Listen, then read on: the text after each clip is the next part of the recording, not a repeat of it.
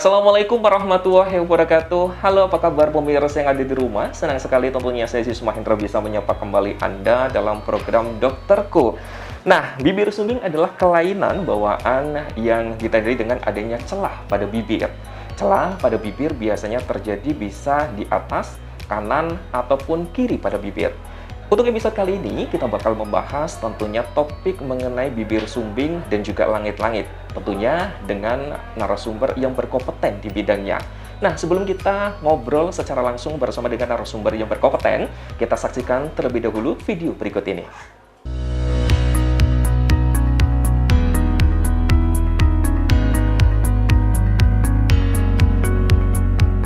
Bibir sumbing dan langit-langit sumbing terjadi karena tidak sempurnanya penyatuan jaringan di bibir ataupun di langit-langit mulut janin, sehingga terbentuk celah. Normalnya, proses penyatuan tersebut terjadi pada trimester pertama kehamilan.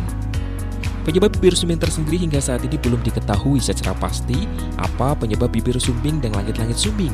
Namun, para ahli percaya bahwa kondisi ini terjadi akibat kombinasi faktor genetik dan juga lingkungan.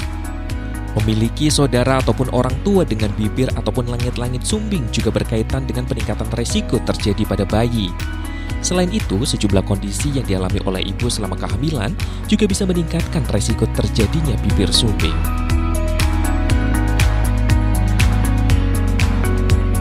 Baik pemirsa, kembali lagi tentunya masih di program Dokterku. Nah, kalau tadi kita sudah tahu kita bakal membahas topik tentang apa dan kita juga sudah menyaksikan video secara langsung mengenai tema edisi kali ini, yaitu bibir sumbing dan juga langit-langit. Nah, di samping Aziz, sekarang sudah ada narasumber tentunya yang berkompeten di bidangnya. Langsung saja kita sapa, yaitu ada Dr. Linda, dokter spesialis bedah mulut dari RSUD Bendan Kota Pekalongan. Assalamualaikum dokter, apa kabar hari ini? Waalaikumsalam warahmatullahi wabarakatuh, Mas Aziz. Oke. Kabar baik Alhamdulillahirobbilalamin. Baik ya dokter, ya alhamdulillah sehat ya dokter hari ini. Alhamdulillah diberi kesehatan oleh Allah Subhanahu wa taala. Masya Allah, ini dokternya sangat lembut sekali ya pemirsa yang ada di rumah, jadi adem kitanya. Semoga pemirsa yang ada di rumah juga menyaksikannya secara adem ya, dan semoga pemirsa yang ada di rumah juga sehat semuanya ya dokter. Amin. Amin ya Demikian Rob. harapan kita ya.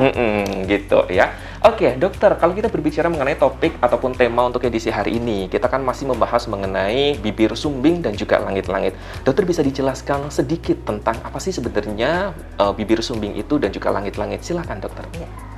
Bibir sumbing itu ada dua, yaitu sumbing bibir yang terjadi pada bibir dan kadang juga terus sampai ke langit-langit, di mana pada pasien atau anak-anak itu terdapat celah. Nah, di rumah sakit Bendan ini kami sudah banyak melakukan operasi sumbing bibir dan juga operasi penutupan celah langit-langit. Biasanya kami mendapat konsul dari bagian perina, pasien yang baru lahir, dari dokter anak itu dikonsulkan ke bedah mulut. Nah, kemudian saya mengadakan visit ke ruangan bayi. Nah, di situ saya akan memberikan penjelasan kepada orang tua bayi. Jadi mereka tidak usah khawatir dengan apa yang terdapat pada anak mereka. Jadi kita nanti akan berusaha untuk memperbaiki. Dan tentunya akan melakukan yang terbaik ya dokter ya. Nah, tadi juga sudah Aziz katakan bahwa ternyata bibir sumbing itu adalah adanya celah ya dokter ya. Entah itu di tengah ataupun atas ataupun kiri dan juga kanan gitu. Tadi dokter juga sudah menyebutkan hal tersebut. Nah, kalau kita berbicara mengenai sebabnya dokter ataupun penyebabnya, itu apa sih dokter kalau boleh tahu? Penyebab dari bibir sumbing ini banyak para ahli yang mengatakan ada yang dari faktor genetik, faktor yang diturunkan dari orang tua, keturunan. Tetapi juga ada faktor lingkungan, dan berikutnya juga ada faktor gizi daripada ibu hamil. Jadi sebenarnya banyak yang menjadi penyebab. Yang faktor lingkungan contohnya adalah asap rokok. Jadi ibu-ibu hamil itu yang berada di lingkungan asap rokok, jadi sebagai perokok pasif, nah nikotin itu akan beredar di dalam pembuluh darah ibu. Nah, jadi itu akan menyebabkan terhambatnya pertumbuhan organ atau penyatuan lempeng daripada bibir dan langit-langit. Nah, jadi penyebabnya itu sebenarnya pada waktu proses perkembangan janin di dalam bayi itu terjadi hambatan. Nah, terjadinya itu pada kehamilan 4-7 minggu di dalam kandungan. Jadi pada waktu itu proses pembentukan bibir, langit-langit wajah. Jadi ada lempeng kiri, lempeng kanan daripada bibir itu nanti menyatu di tengah. Nah, begitu juga nanti ada lempeng dari langit-langit. Nah, nanti pada umur kehamilan 4-7 minggu itu terjadi penyatuan lempeng bibir. Nah, kalau terjadi gangguan pada umur kandungan segitu, nah akan menghambat pertumbuhan daripada bibir. Nah, kalau langit-langit itu biasanya kehamilan antara 6 minggu sampai 9 minggu. Ya. Jadi kalau memang berbicara mengenai penyebabnya sangat kompleks ya dokter ya. Ada dari keturunan, gizi tadi yang sudah dijelaskan sama dokter juga, dan lingkungan ya yang paling berpengaruh. Jadi memang ibu hamil ini sangat riskan sekali ya untuk kesehatannya ya dokter ya, agar tentunya tidak terjadi hal-hal yang tidak diinginkan pada sang anak ataupun sang bayi gitu. Nah, kalau kita tadi sudah ngobrolin mengenai penyebabnya dokter, kalau gejalanya dari bibir sumbing itu tersendiri apa saja sih dokter? Silakan. Kalau dari gejalanya mungkin pas waktu di dalam kandungan itu ibu tidak tahu. Kadang-kadang kan baru terlihat itu pada semester akhir, tapi tidak terlalu terlihat. Kalau diduga bayi akan terkena itu biasanya ada dilakukan tes-tes tertentu oleh dokter kandungan, seperti tes amniocentesis, yaitu di pengambilan air ketuban, tapi itu kan resikonya mungkin ya harus dipikirkan. Tapi gejalanya itu terlihat waktu kelahiran, waktu bayi lahir biasanya. Kan waktu bayi lahir itu dokter anaknya akan meneliti semua organ dan termasuk bibir, semua di dalam rongga mulut. Nah, biasanya di situ akan terlihat. Ya. Jadi memang gejalanya terlihat memang saat lahir, berarti tidak bisa dideteksi selagi masih di dalam kandungan si bayi tersebut, atau seperti apa dokter? Kalau terdeteksi mungkin tidak ya, tapi biasanya kan ada gambaran tapi tidak begitu jelas. Mungkin ya kalau memang alat yang dipakai dokter kandungannya mungkin 4 dimensi mungkin bisa terlihat. Oh gitu ya. Tapi jadi jarang ya. Jadi untuk pemirsa yang ada di rumah ini juga perlu diperhatikan ya dokter ya, ternyata memang tidak bisa dideteksi secara dini, bisa dikatakan seperti itu, namun bisa diketahuinya dengan cara setelah sang bayi tersebut lahir. Yang paling penting juga bisa. Yang paling penting adalah mencegah ya dokter ya sebelum itu terjadi. Dan untuk pemirsa yang ada di rumah jangan kemana-mana, nanti kita bakal lanjutkan lagi tentunya obrolan kita mengenai topik ataupun tema untuk edisi hari ini, yaitu bibir sumbing dan juga langit-langit bersama dengan Dokter Linda, spesialis dokter bedah mulut dari RSUD Bedah Kota Pekalongan. Jadi tetap di program Dokterku.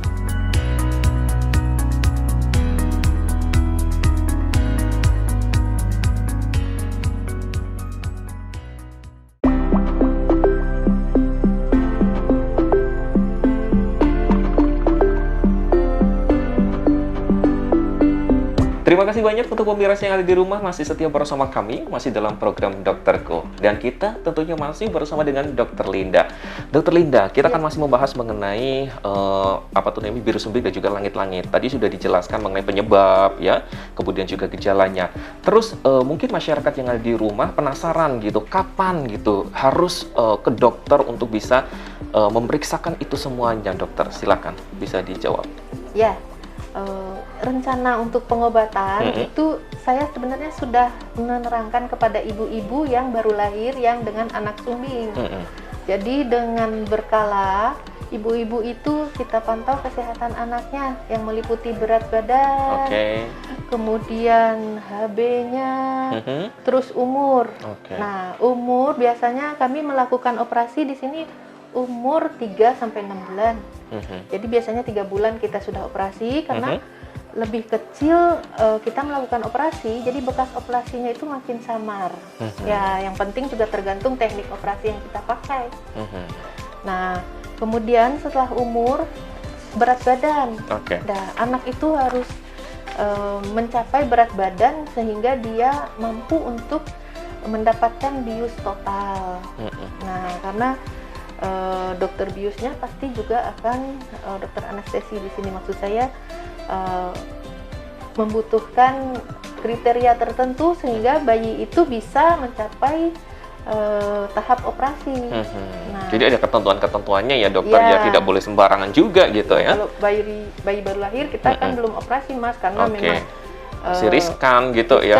Terus organ-organnya masih juga ringkih kalau orang Pekalongan ya, bilang kayak gitu ya, betul. secara organ-organnya ya. Ya. Nah, tujuan pengobatan itu sendiri yang pertama yaitu untuk mengoperasi bibir.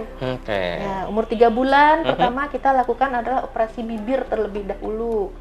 Ya, yang pertama karena memang bibir itu berpengaruh pada waktu anak menghisap, menyusu gitu ya. Kan bibirnya main kalau menyusu. Kemudian waktu anak itu juga makan, menelan. Nah, kalau jadi dan yang pertama lagi yaitu untuk estetika. Nah, bayangkan ya Mas Aziz, begitu ibunya lahir dengan kondisi anaknya sumbing gitu ya, pasti sedih ya dokter ya. Jadi kita selain rencana operasi, kita juga memberikan terapi psikologis kepada ibunya. Ya, ibu bapak ya itu kita penting panggil sekali ya dokter ya. Jadi jangan berkecil hati, nanti ibu dan bapak kontrol terus anaknya ke dokter anak dan ke saya di bagian bedah mulut Rumah Sakit Umum Daerah Bendan. Nanti setelah saatnya operasi kita persiapkan. Nah, dokter, kalau boleh tahu, kalau tadi kan dokter berbicara tentang operasi dan lain sebagainya, kemudian juga terapi terhadap secara psikologi ya kepada kedua orang tuanya otomatis. Nah, ada nggak sih tahapan-tahapan sebelum operasinya dokter gitu? Ya mungkin pemirsa yang ada di rumah pengen tahu, yuk tahapannya apa saja sih? Gitu. Ya, betul. Pada saat sebelum operasi biasanya kan dengan celah yang kedua antara kiri dan kanan ataupun ada celah yang di dua celah sisi kiri dan sisi kanan ataupun satu sisi itu kepada orang tuanya kita sarankan atau kita ajarkan untuk memasang selotip atau plester ya, biar nanti selama pertumbuhan itu tidak makin membesar menjengat. Gitu ya. Kadang-kadang celah itu kalau dibiarkan dia akan menjengat. Oke. Bahasa Indonesianya apa ya? Nah, ada perubahan yang signifikan gitu ya dokter, yang melebar mungkin bisa. Nah, jadi itu kita plester biar nanti pada saat operasi dia tidak terlalu lebar celahnya dan memudahkan juga untuk operasi. Lagian dari sisi psikologis kalau ditutup plester misalnya warna coklat kan ibunya agak sedih ya, dong dokter, apalagi kan baru lahiran yang ditunggu-tunggu tapi kok ternyata ada musibah gitu ya. Tujuannya baik ya dokter ya. Tujuannya saya itu sebenarnya ya biar celahnya nggak makin melebar. Kadang-kadang kalau tidak ditekan dengan plester itu dia lebar. Jadi waktu operasi kita kesulitan nanti malah tegang untuk jaringannya. menyatukannya itu susah ya, karena udah melebar. Nah dokter, kalau tahapan operasinya sendiri seperti apa dokter? Nah sebelum operasi itu pada bayi kadang-kadang ada yang memang celahnya besar ya.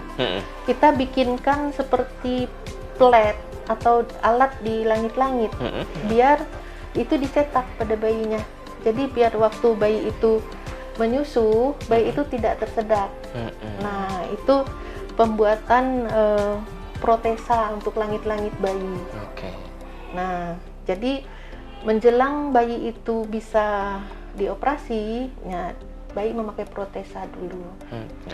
Nah, itu kemudian baru nanti setelah saatnya operasi kita lakukan operasi. Tindakan gitu ya. Jadi memang tahapan-tahapannya sangat detail dan juga jelas ya dokter ya, sesuai dengan aturan, otomatisnya seperti itu, karena memang ini satu ataupun yang pertama masih bayi ya, masih riskan gitu, otomatis juga ibunya juga pasti akan sangat sedih sekali ya dokternya. Nah, berbicara mengenai orang tuanya ataupun terlebih ibunya, biasanya dari pihak rumah sakit ataupun dokter memberikan treatment secara psikologi seperti apa sih biar tenang, biar baik gitulah, tidak berpikiran gimana-gimana gitu dokter, silakan.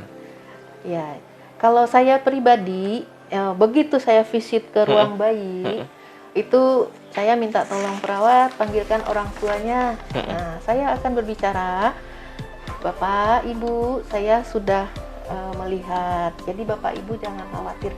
Pertama, kita tetap bersyukur, mensyukuri apa yang diberikan oleh Allah Subhanahu wa taala. Titipan gitu ya dokter ya. Ya. Dan jangan berkecil hati dengan apapun yang diberikan oleh Allah Subhanahu wa taala. Yang pertama itu, yang kedua ya Bapak dan Ibu jangan sedih. Nanti kita akan berusaha, saya sebagai dokternya adik, saya akan berusaha untuk nanti memperbaiki celah ini gitu.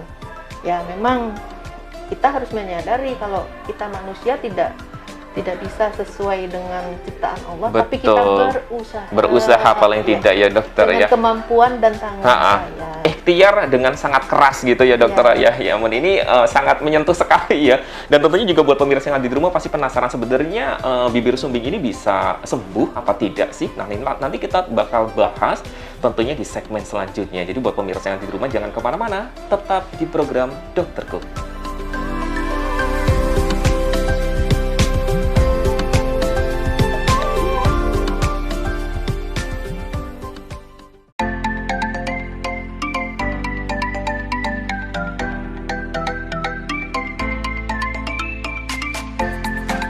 Kita lanjutkan kembali pemirsa yang ada di rumah, masih di program Dokterku, masih bersama dengan saya Aziz Mahendra dan juga Dokter Linda. Dokter, kalau kita berbicara mengenai bibir sumbing, tadi sudah dijelaskan sangat banyak sekali sampai kita tuh sedih ya untuk dengarnya. Karena ini sebenarnya kabar gembira, kita memiliki anak mungkin ya buat pemirsa yang ada di rumah, tapi ada kelainan secara genetik dan lain sebagainya gitu kan. Mau nggak mau memang harus diterima karena ini bisa dikatakan ujian ataupun titipan dari Allah Subhanahu wa taala gitu ya dokter ya. Nah, kalau tadi sudah dijelaskan tahapan-tahapan operasinya, kemudian juga sudah dijelaskan juga pra-operasi seperti apa. Ada nggak sih dokter sebenarnya pengobatan tambahan bibir sumbing itu tersendiri? Silakan bisa dijelaskan. Ya, biasanya komplikasi daripada bibir sumbing ataupun langit-langit itu ada infeksi juga pada telinga, peradangan pada telinga. Nah, karena ya ada celah yang menyambung. Kan kalau di rongga mulut itu kan ada saluran yang menyambung juga ke kuping. Jadi di situ untuk infeksi telinganya kita lakukan pengobatan. Terus kontrol juga dengan dokter THT ya tentu ya. Dan kemudian ada pengobatan ortodontik. Nah, karena dengan adanya celah, berarti gusi pasien itu tidak menyambung. Dan kadang-kadang kan tidak ada benih giginya. Pada celah itu kan tidak ada benih. Nah, apalagi kalau pasien yang dengan sumbing langit-langit komplit ke belakang. Nah, terus ada lagi gigi yang tumbuh, itu tidak semestinya pada tempatnya. Mungkin dia agak di dalam menyengat masuk. Nah, jadi untuk pengobatan berikutnya itu pengobatan ortodontik kita lakukan untuk meluruskan gigi-gigi yang sudah ada. Nah, untuk tahap berikutnya mungkin juga bisa kita lakukan operasi lanjutan. Karena pada anak yang sumbing bibir atau langit-langit itu bentuk hidungnya mungkin ada yang melebar, jadi ada pengobatan biasanya yang disebut rinoplasti, pengobatan lanjutan ya, untuk membentuk hidungnya biar bagus. Ya, kalau jadi memang ada pengobatan tambahannya gitu ya dokter ya, tergantung sama dengan diagnosis yang beratnya dari kelainan tersebut gitu ya. Jadi buat pemirsa yang ada di rumah nggak usah khawatir, otomatis di situ juga akan diarahkan ya sama dokternya ya, pengobatan tambahan apa saja yang bisa dilakukan untuk pengobatan terhadap anaknya tersebut gitu kan. Nah, kalau berbicara mengenai komplikasi dokter, ada komplikasinya nggak sih dokter untuk bibir sumbing dan langit-langit tersebut? Ya, kalau jelas dari celah yang ada ya, komplikasinya ya gangguan menelan. Terus biasanya juga kalau anak yang sumbing langit-langit itu gangguan dalam pengucapan berbicara fonem. Ya. Pernah dengar? Iya betul ya. Kadang bahkan itu dijadikan parodi kalau di TV-TV. Ternyata sebenarnya itu tuh ada kelainan, masuk ke dalam kelainan gitu ya dokter karena ya. Gini, pengucapan itu kan Mm-mm. membutuhkan langit-langit. Mm-mm. Ujung lidah kita bertemu dengan Betul. langit-langit yang di Mm-mm. belakang gigi. Mm-mm. Jadi kalau di situ ada pengucapan kan udara masuk ke hidung. Mm-mm. Jadi berbicaranya sengau. Sengau ya. Nah, itu setelah anak operasi langit-langit, itu kita lakukan pada umur 1,5 tahun. Nah, kemudian pasien kita lakukan terapi bicara. Di Bendan kita ada terapi bicara. Ada ya, jadi Ada, komplit kita ya. lengkap sekarang. All you can eat bisa dikatakan gitu. All you Ya, can eat. Jadi pada waktu anak itu mulai mengucapkan kata-kata, kita di terapi bicara anak-anak itu diajarkan mengucapkan ba dengan baik. Oke. Kan kalau mereka sumbing ba gitu ya. Karena dibicaranya. memang ada kelainan ya dokter ya di Jadi langit-langitnya ya. kita secara intensif terapi bicara kita akan melatih mereka berbicara. Jadi seperti sekolah mereka di sini. Jadi datang bawa tas, kadang-kadang anak-anak kecil lucu ya, ada yang nggak sabar mau masuk ruangan itu ketuk-ketuk padahal di dalam temennya masih terapi juga gitu ya, kan. belum gantiannya atau gilirannya. Mbak, tapi mereka senang kok. Nah, itu. Tapi untuk apa tuh namanya terapi bicara seperti itu ada yang memang bisa sembuh total gitu dokter? Ya, Atau dilatih. memperbaikinya Dilatih. bisa ya dokter ya? Kalau mereka dioperasi pada saat sebelum mereka mulai mengucapkan kata-kata, itu baik. Itu malahan tidak akan muncul seperti itu ya dokter? Ya. Tapi kalau umpamanya memang operasinya mungkin dikatakan telat gitu bisa ya, tapi nggak usah khawatir karena Ya, bisa kalau- diterapi gitu ya? Kalau telat, itu biasanya sudah terekam di dalam memori mereka, jadi agak susah. Jadi untuk terapinya pun agak Walaupun, susah ya? Anatominya sudah dibenarkan, jadi udah dia biasa kebiasaan ya, yang sudah terekam di memori itu susah kalau telat. Oke, Makanya ya. biasanya kita 1,5 tahun masuk terapi bicara. Oke dokter. Dokter, kalau boleh tahu berbicara mengenai topik untuk edisi hari ini yaitu apa tuh bibir sumbing dan juga langit-langit, bagaimana sih cara mencegahnya? Ini yang paling penting ya dokter ya, sebelum terjadi tentunya kita kalau bisa dicegah, cegah aja gitu. Iya. Gimana dokter caranya? Ya, pencegahannya yang terutama ya untuk ibu-ibu ataupun biasanya kan kalau kita ada faktor keturunan genetik itu pemeriksaan pada pasangan biasanya. Terus kemudian untuk ibu hamil itu makan makanan yang bergizi karena tadi terjadinya sumbing bibir itu kan pada kehamilan ke-4 sampai ke-7. Nah, pada saat itulah ibu-ibu itu asupan gizinya mungkin ada yang berkurang karena tidak mau makan, rasa mual. Nah, itu harus disadari. Kemudian juga kebiasaan hidup sehat. Jangan terlalu overweight ya waktu hamil ya, tapi terkontrol.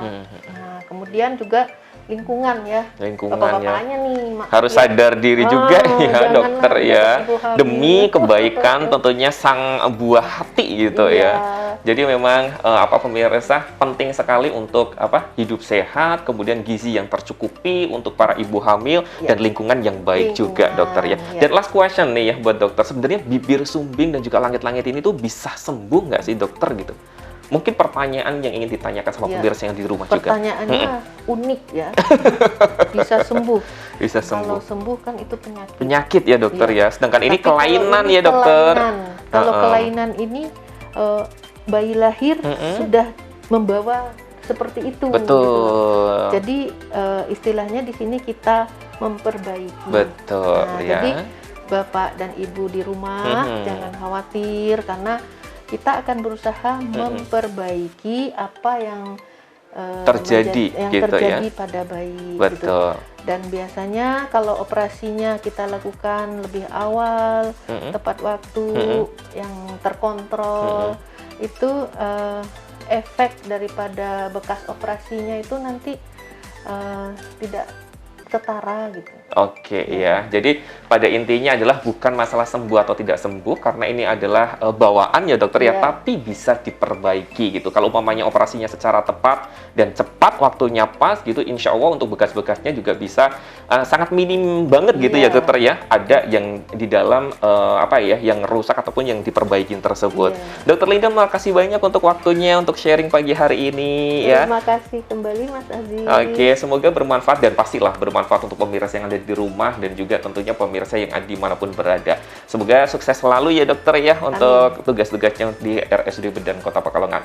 Dan untuk pemirsa yang ada di rumah juga tidak terasa kita harus pamit undur diri untuk episode kali ini. Jaga kesehatan selalu untuk pemirsa yang ada di rumah dimanapun berada. Dan jangan sampai lupa untuk terus saksikan program Dokterku hanya di Bati TV. Saya Aziz Mahendra pamit undur diri. Wassalamualaikum warahmatullahi wabarakatuh dan sampai jumpa.